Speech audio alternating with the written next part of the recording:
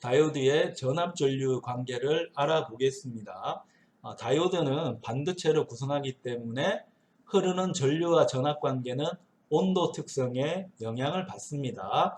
대략 이야기해서 온도가 높아지게 되면 다이오드에는 전류가 더 많이 흐르게 됩니다. 다이오드는 비선형 특성을 이용하는 소자이기 때문에 우리가 배운 회로 이론을 계산하기가 불가능합니다. 하지만 회로 이론으로 계산을 해야만 다이오드의 물리적인 동작 특성을 쉽게 예측할 수 있기 때문에 다이오드를 회로 이론에 있는 소자, 전압, 원, 저항으로 모델링하는 세 가지 방법에 대해서 알아보겠습니다. 마지막으로 이 다이오드 회로의 가장 간단한 형태를 우리가 배운 Constant Voltage 모델, Piecewise Linear 모델으로 풀어보는 연습을 해 보겠습니다.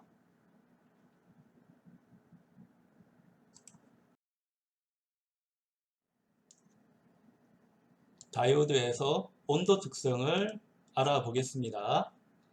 다이오드는 반도체로 구성하기 때문에 다이오드의 온도 특성이라 함은 반도체의 온도 특성이라고 생각하면 쉬워요.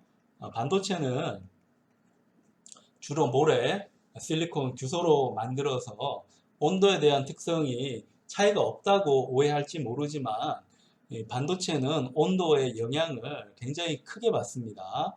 그래서 반도체를 쓸 때 어려운 부분이 온도에 대한 영향을 줄이는 그런 부분이 좀 어렵습니다. 왜냐하면 이 반도체 특성을 좌지우지하는 것은 반도체의 결정 구조입니다. 이 결정 구조가 중요한데 이 반도체 결정은 온도에 따라서 특성이 많이 바뀌게 되어 있어요.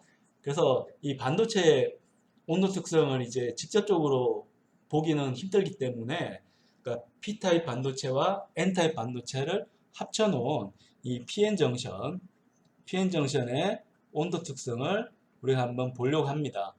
PN정션의 온도 특성이라 함은 다이오드의 온도 특성이라고 보면 되겠죠. 그래서 온도 특성은 여기 VT 값이 이제 온도 특성이긴 한데 사실은 앞에 있는 이 saturation current가 또 중요합니다.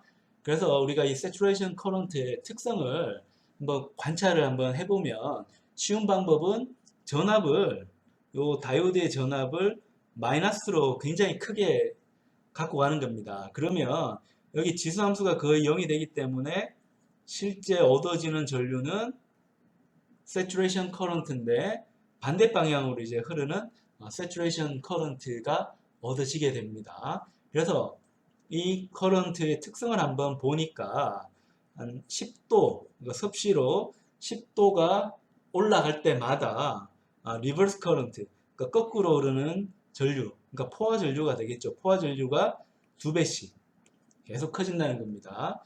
그래서 20도가 되면 4배가 되는 거죠. 그죠? 그래서 기하급수적으로 온도가 커짐에 따라서 이제 리버스 커런트가 커진다는 거, 뭐 우리가 쉽게 예상할 수가 있을 거고요. 왜냐하면 온도라고 하는 거는 에너지입니다. 자, 입자에 줄 수 있는 평균 에너지가 이제 온도의 함수이기 때문에 온도가 높아진다는 거는 반도체를 구성하는 입자, 특히 전류를 흘리는 캐리어가 더 많이 생긴다는 뜻입니다. 캐리어가 더 많이 생겼기 때문에 포화 전류도 이제 커질 수밖에 없는 거죠. 자, 그렇게 해서 이 리버스 커런트 혹은 세츄레이션 커런트가 온도에 따라서 어떻게 변하는지 우리가 판단할 수가 있는데요. 뭐 이 부분은 우리가 포워드 바이어스로 와서 보더라도 마찬가지입니다.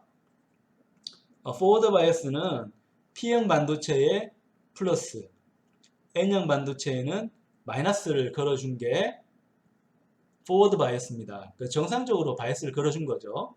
근데 우리가 좀 전에 봤던 리버스 바이어스는 P타입에는 마이너스, N타입에는 플러스를 걸어줍니다.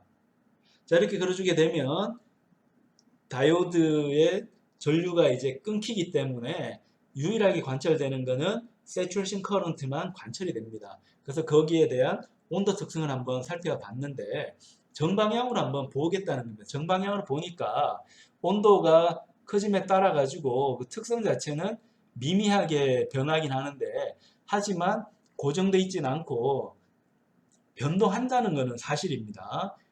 그래서 전압전류가 이제 같이 바뀌기 때문에 좀 복잡해서 예를 들어 전류를 고정을 시켜요. 전류를 고정시키면 온도가 높아짐에 따라서 V1보다 V2 온도가 높다고 하면 이 그래프가 왼쪽으로 움직입니다. 움직여서 1도 올라갈 때마다 다이오드에 걸리는 전압이 마이너스 2mV만큼 떨어지게 됩니다. 그래서 10도가 올라가면 마이너스 20mV만큼 떨어지게 됩니다. 그래서 온도가 올라갔는데 전압이 떨어졌다 이렇게 생각하면 이상하지만 X축을 보면 쉽게 이해가 됩니다. 자, 좀 전에 거는 전류가 일정하다고 생각했으니까 그런 결과가 나온 거고 전압이 이제 일정하다고 놓고 보면 자, 이 그래프 상에서는 흐르는 전류가 요만큼입니다. 전압이 동일하다 했을 때. 근데 온도가 높아지게 되면 흐르는 전류는 기하급수적으로 늘어난다는 걸 볼 수가 있죠. 당연히 온도가 올라가면 다이오드에 흐르는 전류는 올라갑니다. 올라간다는 거 기억을 해야 되고, 근데 전류를 이제 고정해 놓고 보면 마치 다이오드에 걸리는 전압이 떨어지는 것처럼 관찰된다. 이렇게 생각하면 되고요. 그 다음에 이제 중요한 부분이 브레이크다운 리전이라는 것도 있는데요.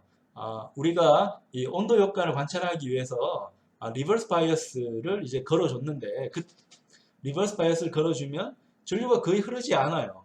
거의 흐르지 않는데 역방향으로 이 다이오드가 있을 때 자, N타입을 플러스 P타입을 마이너스로 그런 게 이제 리버스 바이어스인데 리버스 바이어스를 너무 강하게 걸어주게 되면 자, 여기에 있는 캐리어, 특히 전자가 가속을 받습니다. 가속을 받아서 마치 눈사태처럼 하나의 입자가 다른 입자를 퉁퉁퉁퉁 튕겨내면서 굉장히 많은 입자들이 움직여서 원래는 전류가 흐르면 안 되는데 전류가 흐르는 상태가 생깁니다. 그걸 우리가 브레이크다운이라고 하는 거고 뭐 우리말로 굳이 번역하자면은 붕괴가 되겠죠. 그러니까 캐리어가 붕괴가 되는 현상이 생깁니다.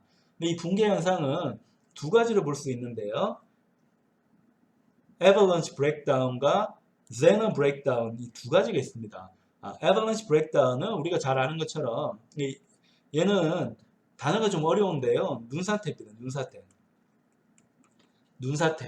눈사태를 영어로 하면 avalanche라고 하는데 눈사태가 일어나는 것처럼 눈사태를 보면 정상에 있는 눈이 조그만 거 하나가 이제 굴러서 그게 다른 눈을 쿵쿵쿵쿵 쳐서 눈사태가 일어나는 거잖아요.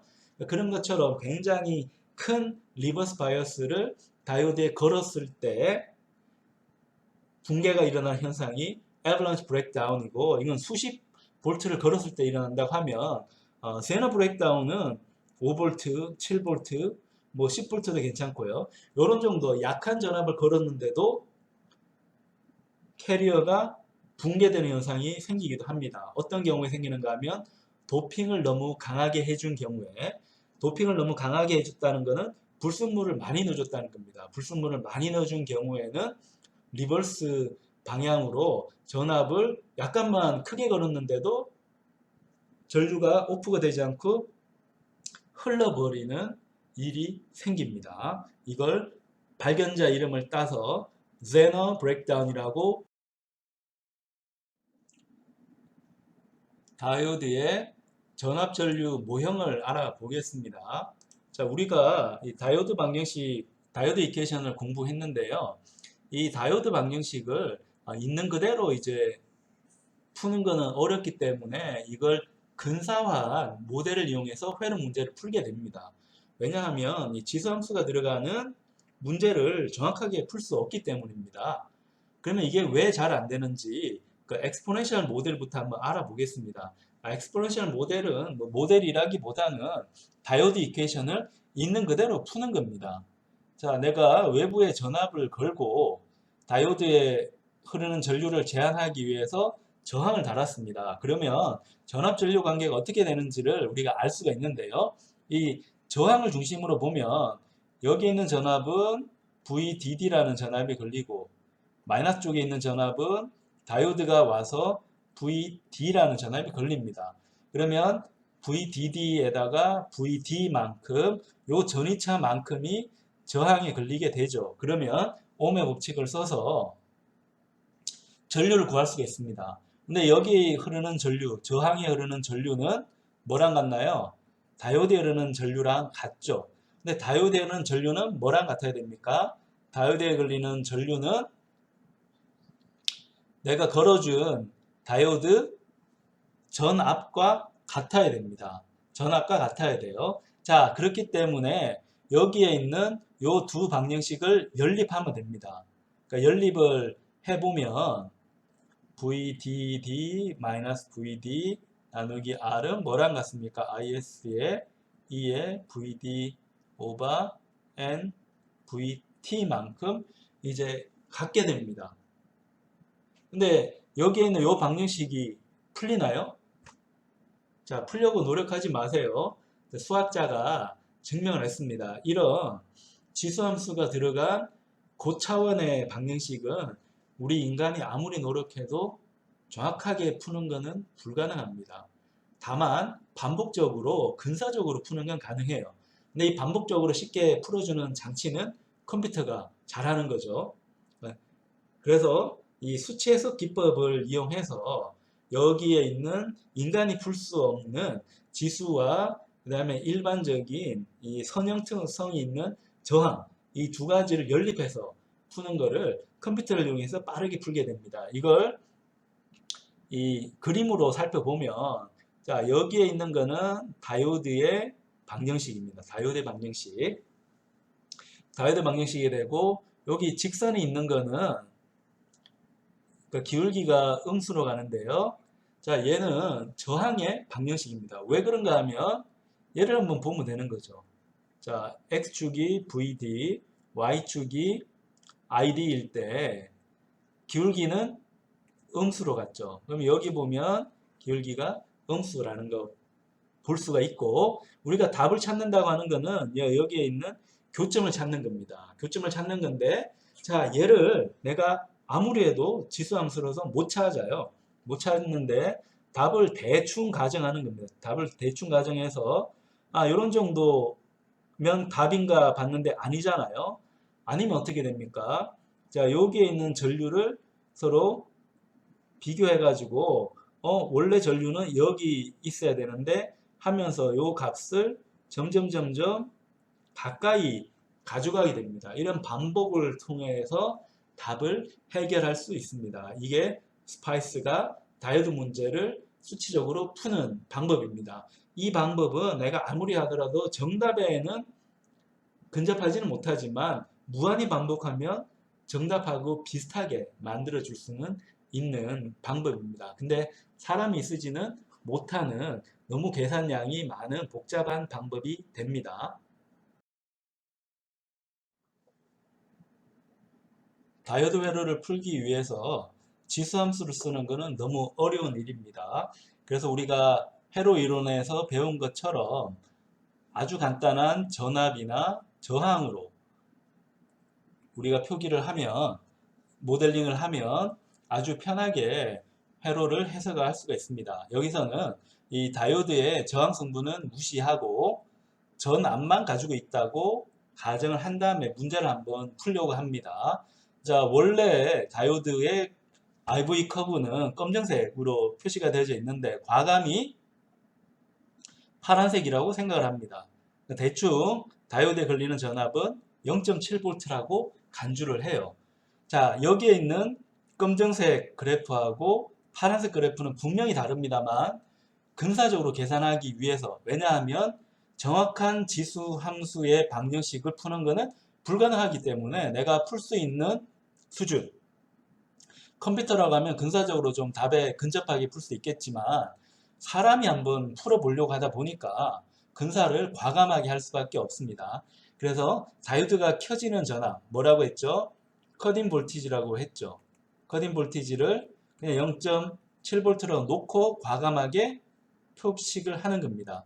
그럼 0.7V보다 작을 때는 전류가 0이다 라고 두는 거고 0.7V보다 크면 전류는 무한대, 엄청나게 이제 전류가 많이 흐른다고 가정을 하는 겁니다. 그러면 자, 이렇게 그래프로 보는 것보다는 우리한테 편한 거는 회로 모형으로 보는 거죠. 그럼 여기에 있는 것처럼 원래 다이오드는 이렇게 표시를 해야 되는데 얘를 아이디얼 다이오드와 마치 전압이 0.7V가 있는 것처럼 회로를 근사를 할 수가 있습니다. 이렇게 하는 방법이 Constant Voltage 모델입니다. Constant Voltage 모델. 이렇게 하면 아주 간단하게 회로를 해석할 수 있습니다. 그래서 이 다이오드가 켜지기 위해서는 외부 전압이 0.7V보다 더 크게 걸려야 됩니다. 0.7V보다 작으면 여기 있는 다이오드가 꺼지기 때문에 실제 여기에 있는 회로는 오픈으로 보이게 됩니다.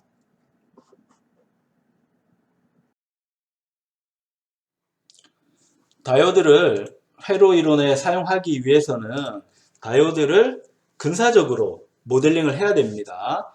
여러 모델 중에서 유용한 모델은 Piecewise Linear 모델이라고 해서 단계별로 선형 근사를 하는 겁니다. 어떻게 하는가 하면 원래 다이오드 방정식은 여기에는 검정색 선을 따라가게 되어 있어요. 근데 이건 지수함수기 때문에 그렇게 하지 않고 파란색 선으로, 파란색 직선으로 근사를 합니다. 다만 이 직선은 일반적인 1차 함수가 아니고 1차 함수 2개 이용해서 이런 식으로 구성을 합니다.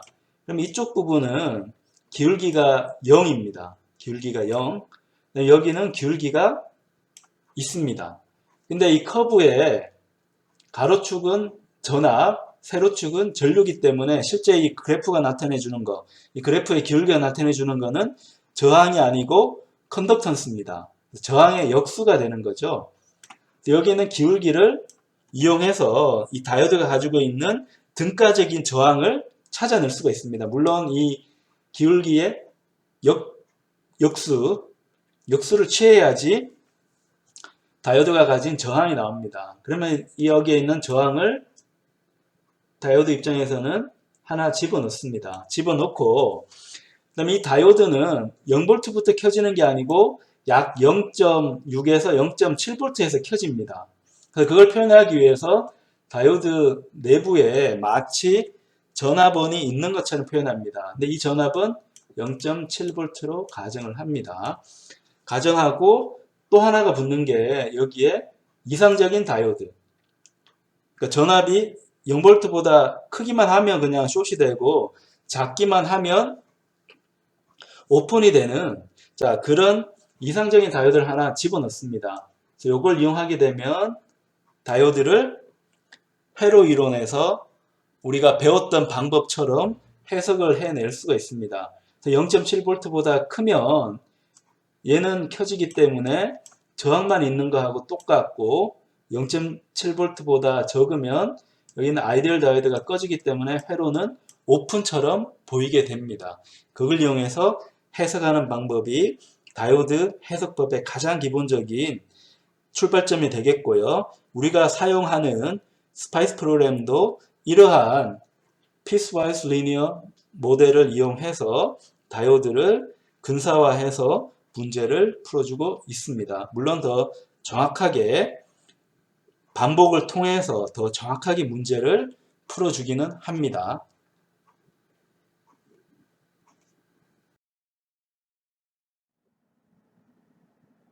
아주 간단한 다이오드 회로를 해석을 해 보겠습니다. 자, 이 다이오드는 외부에 전압이 10V만큼 걸려져 있습니다. 그리고 다이오드가 하나가 있고 접지로 연결이 되어져 있어요. 이걸 우리가 흔히 보는 사각형 그림으로 그리면 여기 10V가 있고 저항이 얼마? 1kΩ만큼 있고 다이오드가 있으면서 접지로 연결이 되는 그림이라고 볼 수 있습니다. 이걸 간단하게 그리면 이렇게 그릴 수 있다는 거 생각을 하고요. 자, 그러면 이 경우에 흐르는 전류를 정확하게 이제 계산해야 되는데, 거듭 이야기하지만 이 문제를 정확하게 정답을 풀어내는 것은 현실적으로 불가능합니다. 그래서 전자회로에 다이오드와 트랜지스터가 나오면 대부분 다 근사적으로 풀게 돼요. 근사적으로 풀더라도 이게 너무 한 거 아닌가 이렇게 생각하지 말 것은, 어차피 수학적으로 안 풀립니다. 안 풀려서 스파이스라고 하는 컴퓨터 소프트웨어를 이용해서 풀어야 되는데, 자, 그렇게 풀면 정답에 가까운 답을 얻을 수는 있는데, 우리가 놓치는 부분은 회로가 그러면 어떻게 동작하는지 그 중간 과정을 읽게 됩니다. 그래서 근사지만은 우리가 대충이라도 계산을 해 보는 게 우리가 이 회로를 이해하기 위한 훌륭한 방편이 됩니다. 그 회로를 해석을 할 때 이제 세 가지 모델에 대해서 한번 해석을 해 보겠습니다. 첫 번째는 아이디얼 다이오드 모델이라고 해서, 이 다이오드는 아이디얼이다. 아이디얼은 왜 아이디얼인가 하면, 다이오드가 있을 때, 자, 여기 다이오드에 걸리는 전압 VD가 0보다 크기만 하면 얘는 ON이다. 숏으로 간주할 수 있다. 이렇게 생각을 하면 되는데요. 자, 여기에 있는 다이오드를 보면 플러스 마이너스가 있는데, 여기 무조건 0V입니다. 자, 여기에 있는 전압은 잘 모르는데, 전류가 흐르면 10V가 1kΩ 때문에 전압 강화가 돼서 이 플러스 쪽에 나타날 겁니다. 근데 만약에 전류가 흐르지 않는다고 하면 10V가 걸리겠죠. 그러면 그 10V는 당연히 0V보다는 크기 때문에 이 다이오드는 숏이 됩니다. 숏이 돼서, 자, 여기에 저항이 있는데 이 저항의 위쪽은 당연히 10V일 거고요. 밑에가 문제인데, 여기가 이제 숏으로 생각했으니까 접지가 달라붙어 와서 얘는 저항의 마이너스 단자 쪽은 0V구나 라는 걸 알 수가 있고, 자, 걔를 옴 법칙으로 계산을 해보면 10 빼기 0을 1kΩ으로 나누면 얘는 10mA구나 라는 것을 우리가 쉽게 알 수가 있습니다. 근데 한 가지 모형을 더 해볼까요? 자, 이번에는 Constant Voltage Model에 대해서 한번 알아보겠습니다. 자, 얘는 간주하는 거를, 이 다이오드가 있으면 이 다이오드가 이제 켜질 때 이게 0.7V보다 커져야 됩니다. 왜 0.7V인가 하면 다이오드의 컷인 볼티지를 0.7V라고 생각을 했습니다. 자, 그러면 0.7V보다 크면 다이오드가 이제 켜집니다. 켜져서 ON이나 이제 숏으로 간주할 수가 있는데, 이 경우도 한번 보면 다이오드 밑에 마이너스 쪽은 0V 걸렸고 위에는 잘 모르지만 전류가 흐르지 않는다고 가정했을 때는 10V가 다이오드 위쪽에 걸리겠죠. 그러면 이 전압이 0.7V보다 크기 때문에, 여기는 10V가 0.7V보다는 크기 때문에 이 다이오드는 켜져서 전류를 흘리게 됩니다. 얼마만큼 흘리는가는 저항에서 계산합니다. 저항의 위쪽을 보면 플러스 10V가 걸려있고 밑에는 전압을 모르죠.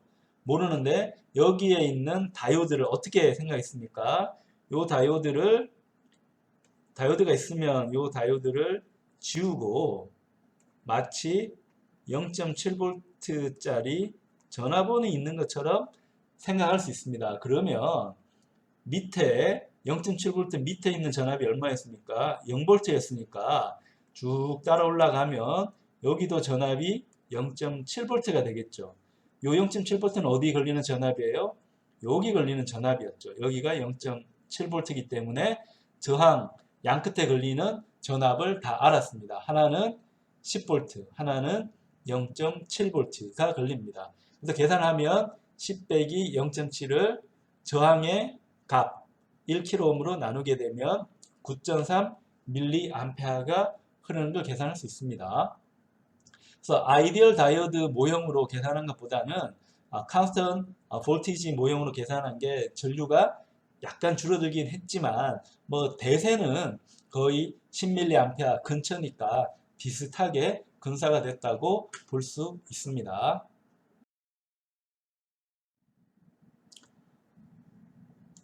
세 번째 다이오드 모델을 알아보겠습니다.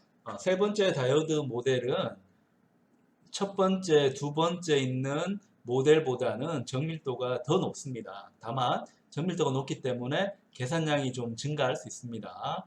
이 다이오드를 근사를 할 때 다이오드가 만약 켜진다면 다이오드에 걸리는 전압이 0.7V가 높다고 하면 다이오드의 커팅 볼티지는 0.7V로 두고 다이오드의 등가 저항값은 5ohm으로 두라 라고 하는 겁니다. 그럼 얘를 해석을 해보면 자, 다이오드가 있는데 자, 여기에 있는 다이오드의 전압부터 찾아봐야 됩니다. 다이오드의 전압을 보면 밑에는 0V, 위에는 잘 모르는데 전류가 흐르지 않는다고 보면 10V가 내려와서 다이오드 플러스 쪽 전압이 10V라는 걸 알려줍니다. 그러면 이 다이오드에 걸리는 전압이 0.7V보다는 높기 때문에 10V라서 0.7V 높잖아요. 그래서 이 다이오드는 켜지게 돼서 다이오드의 등가 모형을 교체해서 해석을 하면 되는데요. 이 교체를 한번 해보면 자 10V가 있었고 저항이 1kΩ이 있었고요. 다이오드 대신에 전압원 하나와 저항 하나를 가지고 우리가 계산을 합니다. 근데 이 전압은 얼마인가 하면 0.7V, 저항은 5ohm이 됩니다. 자, 그러면 이 회로의 전체 저항은 얼마입니까? 1kΩ과 5ohm이 직렬로 연결이 되어 있으니까 등가 저항은 1kΩ하고 5ohm이 됩니다. 이게 이 직렬 회로에 있는 등가 저항 성분이 되고요. 그럼 걸어주는 전압은 얼마예요? 걸어주는 전압은 자 여기 10V가 있고 여기 0.7V가 있으니까 헷갈릴 수 있는데 얘를 한번 교체를 해보면 자 여기 0. 여기 10V가 있었고요. 그 다음에 얘가 돌아오면 자 여기 마이너스 전압인데 마이너스 전압이 뭐랑 만나고 있습니까? 0.7V의 마이너스 전압으로 만나고 있죠. 그래서 여긴 작고 여긴 길게 자 이렇게 해줘야 됩니다. 근데 얘는 밑에가 플러스고 위가 마이너스입니다. 얘가 0.7V만큼 되어 있어요. 자 그러면 요 전압 전체 전압을 한번 계산하는데 밑에부터 가야 되잖아요. 밑에가 이제 기준 전압이라고 보면 요 전압을 기준으로 해서 요 전압은 플러스에서 마이너스로 갔으니까 전압이 떨어졌습니다. 전압이 떨어졌다가 다시 10V로 올라갔으니까 얘를 환산하면 10 빼기 0.7 그래서 9.3V가 걸렸다라고 생각을 하면 됩니다. 자, 그래서 요건 여러분이 한번 계산을 해보면 되겠고요. 그러면 이 저항에 걸리는 전압은 9.3V가 걸렸고 전체 저항은 1005ohm이 되니까 그걸 나눠주게 되면 9.254mA가 흐른다는 걸 우리 계산할 수 있습니다. 그럼 다이오드에 실제 걸리는 전압은 얼마예요? 다이오드에 실제 걸리는 전압은 여기 0.7V 외에도 ID가 저항 5ohm에 흐르기 때문에 얘가 실제 다이오드에 걸리는 전압이 되는 거죠. 요만큼이 다이오드에 걸리게 됩니다. 컨스턴트 볼티지 모델은 0.7V가 걸린다고 우리가 가정을 했는데 피스와이즈 리니어 모델을 쓰게 되면 저항으로 인해서 떨어지는 전압 강하까지 고려해서 전압 계산을 해야 됩니다. 물론 그렇게 하더라도 이 전류 특성은 이 컨스턴트 볼티지 모델하고 비교해서 아주 큰 차이는 없다. 근데 엄밀하게 보면 한 0.05mA 정도가 차이 나긴 하는데 우리가 다이오드 해석할 때 간주한 거는 대충 계산한다, 근사적으로 계산한다고 하는 거니까 과감히 이 정도 차이는 무시하더라도 대세에 지장은 없습니다. 다만 아이디얼 다이오드 모델을 쓰면 원래 컨스턴트 볼티지 모델보다는 한 0.7V, 0.7mA 정도 차이 나니까 요건 좀 무시하기는 좀 어려워서 보통은 우리가 다이오드 모델링 할 때 컨스턴트 볼티지 모델을 많이 사용해서 이 다이오드는 켜졌다고 하면 0.7V로 간주해서 계산하는 경우가 대부분이라고 생각하면 됩니다.